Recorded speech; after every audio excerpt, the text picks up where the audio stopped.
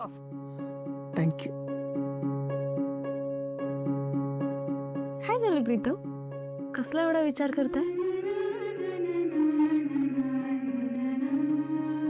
प्रिया, मी हा विचार करतोय की हे सगळं आता पुढे कसं जाणार आहे. खरं तर प्रीतम, आदित्य दादा आणि पारू यांनी लग्न करण्याचा एवढा तडकाफडकी निर्णय का घेतलाय ना, हेच कळत नाहीये मला. म्हणजे आता तुला माहितीच आहे की माझा देवावर फार काही विश्वास नाही आहे आणि मी फार देवदेव करत नाही. पण काल जे मी एक्सपिरियन्स केलं ना, इट वॉज मॅजिकल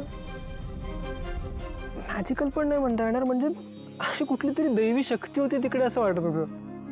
प्रीतम, हे सगळं तुम्ही बोलताय?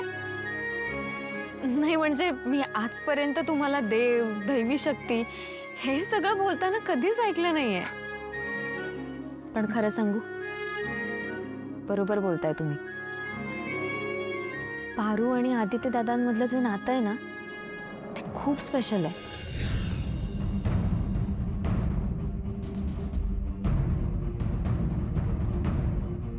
बाबा, आता तरी ऐकून घ्याल का माझं प्लीज? आदित्य, मला तुझ्याशी एक अक्षरही बोलायचं नाहीये. जा इथून तू. बाबा प्लीज प्लीज, असं नका बोलू. कसे झालं ते खूप अचानक झालं. खरंच गोष्टी माझ्या हातात नव्हत्या. आणि बाबा, मी खरंच सांगतोय, फारूची यात काहीच चूक नाही. प्लीज प्लीज माझं म्हणणं ऐकून घ्या.